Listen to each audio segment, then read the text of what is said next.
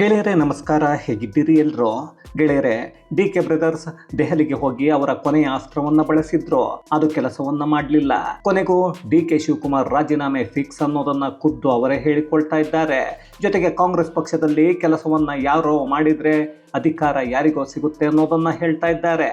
ಇಷ್ಟು ಸಾಕಾಗಲ್ಲ ಅಂತ 2028ರ ವಿಧಾನಸಭಾ ಚುನಾವಣೆಯಲ್ಲಿ ಕಾಂಗ್ರೆಸ್ ಪಕ್ಷ ಮತ್ತೊಮ್ಮೆ ಅಧಿಕಾರಕ್ಕೆ ಬರುತ್ತೆ. ಅದಕ್ಕೆ ಎಲ್ಲರೂ ನಿಯತ್ತಾಗಿ ಕೆಲಸವನ್ನ ಮಾಡಬೇಕು, ಯಾವತ್ತೂ ಕೆಲಸ ಮಾಡಿದವರಿಗೆ ಮೋಸ ಆಗಲ್ಲ ಅನ್ನೋದನ್ನು ಕೂಡ ಮಾತನಾಡ್ತಾ ಇದ್ದಾರೆ. ಅಂತೂ ಇಂತೂ ಡಿ ಕೆ ಶಿವಕುಮಾರ್ ಸಿಎಂ ಆಗಲ್ಲ, ಅದನ್ನ ಸಿದ್ದರಾಮಯ್ಯ ಬಿಟ್ಟು ಕೊಡಲ್ಲ ಅನ್ನೋದು ಕನ್ಫರ್ಮ್ ಆಗಿ ಹೋಯ್ತು. ಹಾಗಾದ್ರೆ ಡಿ ಕೆ ಶಿವಕುಮಾರ್ ಭಾವಕರಾಗಿ ಇಂತಹ ಮಾತುಗಳನ್ನ ಆಡೋಕೆ ಕಾರಣ ಏನು? ಅದೆಷ್ಟೇ ಬಾರಿ ಡಿ ಕೆ ಶಿವಕುಮಾರ್ ದೆಹಲಿಗೆ ಹೋದ್ರು ರಾಹುಲ್ ಗಾಂಧಿ ಯಾಕೆ ಭೇಟಿಯನ್ನ ಮಾಡ್ತಾ ಇಲ್ಲ? ಸಿದ್ದರಾಮಯ್ಯ ಕುರ್ಚಿಯನ್ನ ಬಿಡಿಸಿಕೊಳ್ಳೋಕೆ ಯಾಕೆ ಆಗ್ತಾ ಇಲ್ಲ? ಯಾವುದು ನನ್ನ ಕೈಯಲ್ಲಿ ಇಲ್ಲ ಅನ್ನೋ ಹಾಗೆ ಡಿ ಕೆ ಶಿ ಹೇಳ್ತಾ ಮತ್ತೆ ರಾಹುಲ್ ಗಾಂಧಿಯ ಮೇಲೆ ನಂಬಿಕೆ ಇದೆ ಅಂತ ಹೇಳ್ತಾ ಇರೋದು ಯಾಕೆ? ಇನ್ನು ಮುಂದೆ ಉಳಿದಿರೋದೇನೋ ಎಲ್ಲವನ್ನ ಈ ವಿಡಿಯೋದಲ್ಲಿ ನೋಡ್ಕೊಂಡು ಬರೋಣ ಬನ್ನಿ. ಗೆಳೆಯರೇ, ಮೊನ್ನೆಯಷ್ಟೇ ಡಿ ಕೆ ಶಿವಕುಮಾರ್ ದೆಹಲಿಯಲ್ಲಿದ್ದರು. ಮಾಧ್ಯಮದವರು ಡಿ ಕೆ ಅವರನ್ನ, ಸರ್ ನೀವು KPCC ಅಧ್ಯಕ್ಷ ಸ್ಥಾನಕ್ಕೆ ರಾಜೀನಾಮೆಯನ್ನ ಕೊಡ್ತೀರಾ ಅಂದಾಗ, ನಾನು ಮೆಂಟಲಿ, ಫಿಸಿಕಲಿ, ಪೊಲಿಟಿಕಲಿ ಸರಿಯಾಗಿದ್ದೀನಿ, ನೀವ್ಯಾಕೆ ಇಲ್ಲದನ್ನ ಮಾತಾಡ್ತಾ ಇದ್ದೀರಾ ಅನ್ನೋ ಹಾಗೆ ಕೋಪದಲ್ಲಿ ಮಾತನಾಡಿದ್ರು.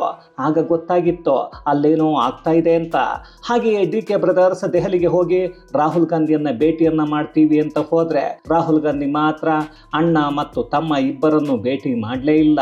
ಅದೇ ಸಿದ್ದರಾಮಯ್ಯ ಅವರನ್ನ ಮಾತ್ರ ಭೇಟಿ ಮಾಡಿದ್ರು. ಇಲ್ಲಿ ಸಿದ್ದರಾಮಯ್ಯ ಅವರನ್ನ ಭೇಟಿ ಮಾಡೋಕೆ ಮುಖ್ಯವಾದ ಕಾರಣ ಅಂದ್ರೆ, ಸದ್ಯದ ಪರಿಸ್ಥಿತಿಯಲ್ಲಿ ಸಿದ್ದರಾಮಯ್ಯ ಒಂದು ರಾಜ್ಯದ ಸಿಎಂ, ಜೊತೆಗೆ ರಾಜ್ಯದಲ್ಲಿ ಅಧಿಕಾರ ಉಳಿದುಕೊಳ್ಳಬೇಕು ಅಂದ್ರೆ ಅದಕ್ಕೆ ಸಿದ್ದರಾಮಯ್ಯ ಇಂಪಾರ್ಟೆಂಟ್ ಆಗ್ತಾರೆ. ಅದೇ ಡಿ ಕೆ ಶಿವಕುಮಾರ್ ಒಬ್ಬ ಪವರ್ಫುಲ್ ಲೀಡರ್ ಅನ್ನೋದ್ರಲ್ಲಿ ಯಾವುದೇ ಅನುಮಾನ ಇಲ್ಲ. ಹಾಗೆಯೇ ರಾಹುಲ್ ಗಾಂಧಿ ಮೆಚ್ಚಿಕೊಳ್ಳುವ ನಾಯಕ ಕೂಡ ಹೌದು. ಯಾಕಂದ್ರೆ ಡಿ ಕೆ ಶಿವಕುಮಾರ್ ಅವರನ್ನ ಮೂಲೆ ಗುಂಪು ಮಾಡಿದ್ರೆ ಕಾಂಗ್ರೆಸ್ ಪಕ್ಷಕ್ಕೆ ಬೇರೆ ರಾಜ್ಯದಲ್ಲಿ ಹಿನ್ನಡೆ ಆಗುತ್ತೆ. ಅಲ್ಲಿ ಚುನಾವಣಾ ತಯಾರಿಗೆ ಬೇಕಾದ ಹಣದ ವ್ಯವಸ್ಥೆ ಕೂಡ ಆಗಲ್ಲ. ಅದೇ ಡಿ ಕೆ ಶಿವಕುಮಾರ್ ರಾಜ್ಯದಲ್ಲಿ ಕಾಂಗ್ರೆಸ್ ಅಧಿಕಾರಕ್ಕೆ ಬಂದಾಗ ಮೊದಲು ನನ್ನನ್ನು ಸಿಎಂ ಮಾಡಿ ಅನ್ನೋ ಬೇಡಿಕೆಯನ್ನ ಮುಂದಿಟ್ಟಿದ್ರು. ಅಂತಹ ಪಟ್ಟನ್ನು ಹಿಡಿದು ಕುಳಿತಿದ್ರು. ಅದಕ್ಕೆ ಮುಖ್ಯವಾದ ಕಾರಣ ಅಂದ್ರೆ, ಸಿದ್ದರಾಮಯ್ಯ ದೇವೇಗೌಡರ ಗರಡಿಯಲ್ಲಿ ಪಳಗಿ ಬಂದವರು. ಅವರಿಗೆ ಯಾವ ಸಮಯದಲ್ಲಿ ಯಾವ ದಾಳವನ್ನು ಉರುಳಿಸಬೇಕು ಅನ್ನೋದು ತುಂಬಾ ಚೆನ್ನಾಗಿ ಗೊತ್ತಿತ್ತು. ಹಾಗಾಗಿ ಮೊದಲೇ ಸಿಎಂ ಆದ್ರೆ ಮಾತ್ರ ಸಿಎಂ ಆದ ಹಾಗೆ. ಇಲ್ಲ, ಒಂದು ಸಲ ಸಿದ್ದರಾಮಯ್ಯ ಅವರನ್ನ ಸಿಎಂ ಆಗೋಕೆ ಬಿಟ್ರೆ 5 ವರ್ಷ ಸಿಎಂ ಆಗೋಕೆ ಬಿಡಲ್ಲ ಅನ್ನೋದು ಡಿ ಕೆ ತಲೆಯಲ್ಲಿ ಅವತ್ತೇ ಓಡಿತ್ತು. ಅದಾದ ಮೇಲೆ ಅಲ್ಲಿ ಒಪ್ಪಂದ ಆಗಿದೆಯೋ ಇಲ್ವೋ ಅನ್ನೋದನ್ನ ಯಾರು ಕೂಡ ಸರಿಯಾಗಿ ಇಲ್ಲಿವರೆಗೂ ಹೇಳ್ತಾ ಇಲ್ಲ.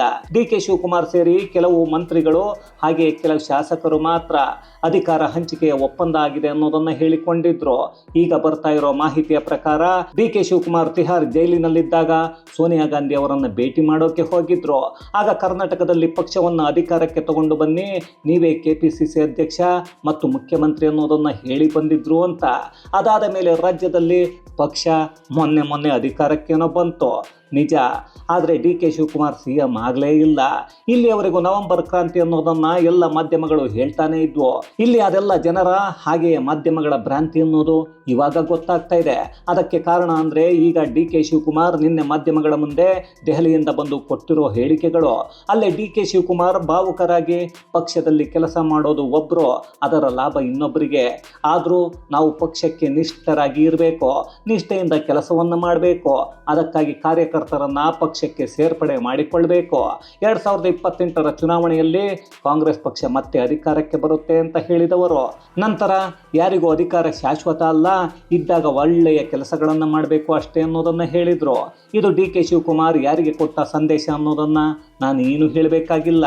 ಅದು ಸಿದ್ದರಾಮಯ್ಯ ಅವರಿಗೆ ನೇರವಾಗಿ ಹೇಳಿದ ಮಾತು ಅನ್ನೋದು ಎಲ್ಲರಿಗೂ ಗೊತ್ತಾಗತ್ತೆ.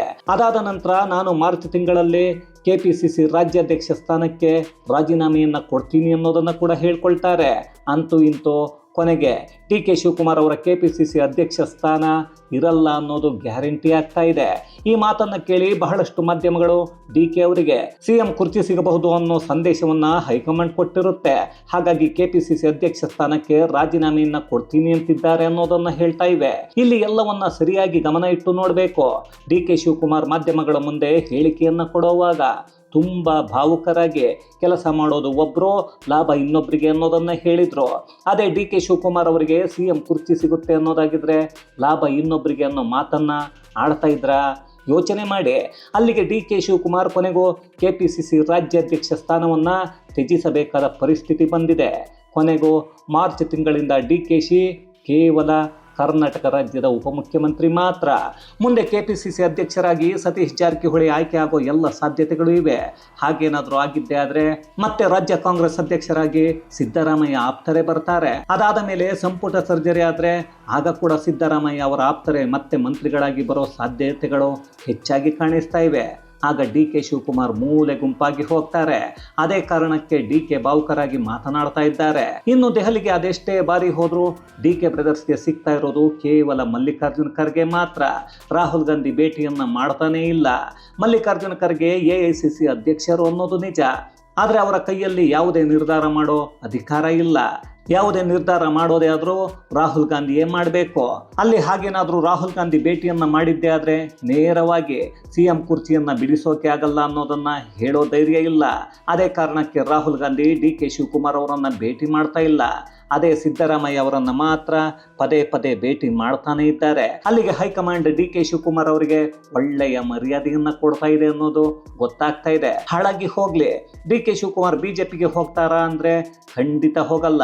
ಅಲ್ಲೆಲ್ಲೋ BJP ನಾಯಕರು ಹೇಳಿದ್ರು ಅಷ್ಟೇ, ಮಾಧ್ಯಮಗಳು ಹೇಳಿದ್ರು ಅಷ್ಟೇ ಅನ್ನೋದನ್ನ DKಶಿ ಹೇಳ್ತಾ ಇದ್ರು. ಯಾವುದು ಯಾರಿಗೂ ಶಾಶ್ವತ ಅಲ್ಲ ಅಂತ ಹೇಳಿ ಮತ್ತೆ 2028ಕ್ಕೆ ಕಾಂಗ್ರೆಸ್ ಪಕ್ಷ ಅಧಿಕಾರಕ್ಕೆ ಬರುತ್ತೆ ಅನ್ನೋದನ್ನ ಹೇಳ್ತಾ ಇದ್ದಾರೆ. ಅಲ್ಲ ರೀ, ಅದ್ಯಾವ ಸಾಧನೆಯನ್ನು ಈ ಸರ್ಕಾರ ಮಾಡಿದೆ ಅಂತ ಹೇಳ್ತಾ ಇದ್ದಾರೋ ಗೊತ್ತಿಲ್ಲ. ಹಾಳಾಗಿ ಹೋಗಲಿ, ಯಾವುದಾದ್ರೂ ಅಭಿವೃದ್ಧಿ ಕೆಲಸಗಳನ್ನು ಮಾಡಿದ್ದೀರಾ ಅನ್ನೋದನ್ನು ಹುಡುಕಿದ್ರು ಅದು ಕೂಡ ಶೂನ್ಯ. ಅಂಥದ್ರಲ್ಲೂ ಮುಂದಿನ ಬಾರಿ ಕೂಡ ಕಾಂಗ್ರೆಸ್ ಅಧಿಕಾರಕ್ಕೆ ಬರುತ್ತೆ ಅಂತ ಹೇಳ್ತಾರೆ ಅಂದರೆ ಏನಂತ ಹೇಳಬೇಕು ಗೊತ್ತಿಲ್ಲ. ಇರಲಿ ಬಿಡಿ, ಇನ್ನೇನು ಅವರ ಪಕ್ಷ ಗೆಲ್ಲಲ್ಲ ಅಂತ ಹೇಳಿಕೊಳ್ಳೋಕೆ ಆಗತ್ತಾ? ಇಲ್ವಲ್ಲ. ಹಾಗಾದರೂ ಅಪ್ಪಿ ತಪ್ಪಿ ಜನರು ಮೂರ್ಖರ ಹಾಗೆ ಮತ್ತೊಮ್ಮೆ ಆಯ್ಕೆಯನ್ನು ಮಾಡಿದ್ರು ಮಾಡಬಹುದು ಅನ್ನೋ ಯೋಚನೆ DKಗೆ ಬಂದಿರಬೇಕು ಅನ್ಸುತ್ತೆ. ಇನ್ನು ನಮ್ಮ ರಾಜ್ಯದಲ್ಲಿ ಇನ್ನೊಂದು ಪಕ್ಷ ಇದೆ, ಅದರಲ್ಲಿ ಕೈಲಾಗದ ನಾಯಕರಿದ್ದಾರೆ. ಅಂತಹ ಪಕ್ಷ ಮತ್ತು ಅಲ್ಲಿರೋ ನಾಯಕರನ್ನು ನೋಡಿ ಕೂಡ ಈ DK ಶಿವಕುಮಾರ್ ಇಂತಹ ಮಾತುಗಳನ್ನಾಡಿದ್ರು ಆಶ್ಚರ್ಯ ಪಡಬೇಕಿಲ್ಲ. ಯಾಕಂದ್ರೆ ರಾಜ್ಯ BJP ಆಗಲಿ ಅದರಲ್ಲಿರೋ ನಾಯಕರಾಗಲಿ ಜನರ ಕಣ್ಣಿಗೆ ಕಾಣಿಸೋದೇ ಅಮಾವಾಸ್ಯೆ ಮತ್ತೆ ಹುಣ್ಣಿಮೆಗೆ ಮಾತ್ರ. ಹಿಂಗಿದ್ದಾಗ ಯಾವುದೇ ಪಕ್ಷ ಆದರೂ ಅಭಿವೃದ್ಧಿ ಕೆಲಸಗಳನ್ನು ಮಾಡದೇ ಇದ್ರೂ ಅಧಿಕಾರಕ್ಕೆ ಬರ್ತೀವಿ ಅಂತಾನೆ ಹೇಳುತ್ತವೆ ಬಿಡಿ. ಅದೇನೋಪ್ಪ, ಕೊನೆಗೂ DK ಶಿವಕುಮಾರ್ CM ಕೂಡ ಆಗಲ್ಲ, KPCC ಅಧ್ಯಕ್ಷರ ಹುದ್ದೆ ಕೂಡ ಇರಲ್ಲ. ಅಂದರೆ ಅವರ ಪರಿಸ್ಥಿತಿ ಆ ಪಕ್ಷದಲ್ಲಿ ಮುಂದೆ ಹೇಗಿರುತ್ತೆ ಅನ್ನೋದನ್ನು ಹಾಗೆ ಸುಮ್ಮನೆ ಯೋಚನೆ ಮಾಡಿ. ಯಾಕೋ ಇಲ್ಲಿ DK ಶಿವಕುಮಾರ್ ಅವರ ಈಗಿನ ಪರಿಸ್ಥಿತಿಯನ್ನು ನೋಡ್ತಾ ಇದ್ರೆ ಸಿದ್ದರಾಮಯ್ಯ ಅವರ ವಿರುದ್ಧವಾಗಿ ನಿಂತು ಹೈಕಮಾಂಡ್ ಮುಂದೆ ಹೋರಾಟ ಮಾಡೋಕ್ಕೆ ಆಗಲಿಲ್ಲ ಅನ್ನೋದು ಸ್ಪಷ್ಟವಾಗಿ ಕಾಣಿಸುತ್ತೆ. ಅಲ್ಲಿಗೆ ಮತ್ತೊಮ್ಮೆ DK ಶಿವಕುಮಾರ್ ಅವರಿಗೆ ಕಾಂಗ್ರೆಸ್ ಪಕ್ಷಕ್ಕೆ ನಿಯತ್ತಾಗಿ ದುಡಿದ ಹಿರಿಯ ನಾಯಕರಿಗೆ ಬಂದ ಪರಿಸ್ಥಿತಿ ಏನಾದರೂ ಬರುತ್ತೋ ಏನೋ ಗೊತ್ತಿಲ್ಲ. ಬಂದರೂ ಆಶ್ಚರ್ಯವನ್ನು ಪಡಬೇಕಿಲ್ಲ. ಆದರೂ ಈಗಲೂ DK ಶಿವಕುಮಾರ್ ಹೇಳ್ತಾ ಇರೋದು ಮಾತ್ರ ರಾಹುಲ್ ಗಾಂಧಿಯ ಮೇಲೆ ನಂಬಿಕೆ ಇದೆ, ಕಷ್ಟಪಟ್ಟು ದುಡಿದ್ರೆ ಮೋಸ ಆಗಲ್ಲ ಅಂತ ಪಕ್ಷದ ಕಾರ್ಯಕರ್ತರಿಗೆ ಹೇಳೋಕೆ ನಿಂತಿದ್ದಾರೆ. ಹಾಗಾದ್ರೆ ಸದ್ಯಕ್ಕೆ DK ಶಿವಕುಮಾರ್ ಅವರಿಗೆ ಹೈಕಮಾಂಡ್ ಮೋಸ ಮಾಡಿಲ್ವಾ? ಹೈಕಮಾಂಡ್ ಮೋಸ ಮಾಡಿಲ್ಲ ಅನ್ನೋದೇ ನಿಜ ಆದರೆ DK ಶಿವಕುಮಾರ್ ಜನರಿಗೆ ನಾನು CM ಆಗ್ತೀನಿ ಅನ್ನೋ ಸುಳ್ಳನ್ನು ಹೇಳಿ ಜನರ ನಂಬಿಕೆಗೆ ದ್ರೋಹವನ್ನ ಮಾಡಿದ್ರ ಅನ್ನೋದನ್ನ ಅವರೇ ಹೇಳಬೇಕು. ಇರಲಿ ಬಿಡಿ, ಅದೇನೋ ಅವರು ಮಾಡಿಕೊಳ್ತಾರೆ.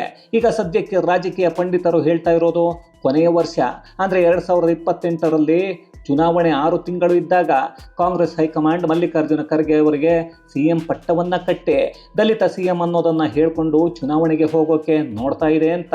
ಸಿದ್ದರಾಮಯ್ಯ ಕೂಡ ಮಲ್ಲಿಕಾರ್ಜುನ ಖರ್ಗೆಗೆ CM ಕುರ್ಚಿಯನ್ನು ಬಿಟ್ಟು ಕೊಡೋಕೆ ಹಿಂದೇಟು ಹಾಕಲ್ಲ ಅಂತ. ಯಾಕಂದ್ರೆ 2013ರಲ್ಲಿ ಖರ್ಗೆ CM ಆಗಬೇಕಿತ್ತು. ಆಗ ಸಿದ್ದರಾಮಯ್ಯ ಅವರನ್ನ ಪಕ್ಷದಲ್ಲಿ ಉಳಿಸಿಕೊಳ್ಳೋಕೆ ಹೈಕಮಾಂಡ್ ಅಂದರೆ ರಾಹುಲ್ ಗಾಂಧಿ ಸಿದ್ದರಾಮಯ್ಯ ಅವರನ್ನು CM ಮಾಡಿದ್ರು. ಆ ಸಮಯದಲ್ಲಿ CM ಪದವಿಯನ್ನು ಮಲ್ಲಿಕಾರ್ಜುನ ಖರ್ಗೆ ತ್ಯಾಗವನ್ನು ಮಾಡಿದ್ದು ಸಿದ್ದರಾಮಯ್ಯ ಅವರಿಗಾಗಿ. ಹಾಗಾಗಿ ಬಿಟ್ಟು ಕೊಡ್ತಾರೆ ಅಷ್ಟೇ, ಅದನ್ನು ಬಿಟ್ಟು ಬೇರೆ ಏನೂ ಇಲ್ಲ.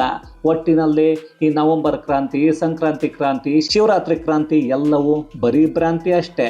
ಇದು ಗೆಳೆಯರೇ, DK ಶಿವಕುಮಾರ್ ಅವರಿಗೆ CM ಪಟ್ಟ ಸಿಗೋದ್ರ ಬದಲು ಇರೋ KPCC ಪದವಿ ಕೂಡ ಇರಲ್ಲ, ಅದಕ್ಕೆ ರಾಜೀನಾಮೆಯನ್ನು ಕೊಡ್ತೀನಿ ಅಂತ DK ಶಿವಕುಮಾರ್ ಅವರೇ ಹೇಳಿಕೊಳ್ತಾ ಇರೋದ್ರ ಹಿಂದಿರೋ ಅಸಲಿ ಕಾರಣಗಳ ಕುರಿತಾದ ಒಂದಷ್ಟು ಮಾಹಿತಿ ಮತ್ತಷ್ಟು ವಿಶೇಷತೆಗಳೊಂದಿಗೆ ಮುಂದಿನ ವಿಡಿಯೋದಲ್ಲಿ ಭೇಟಿಯಾಗೋಣ. ಅಲ್ಲಿಯವರೆಗೂ ಕನ್ನಡವೇ ಸತ್ಯ, ಕನ್ನಡವೇ ನಿತ್ಯ.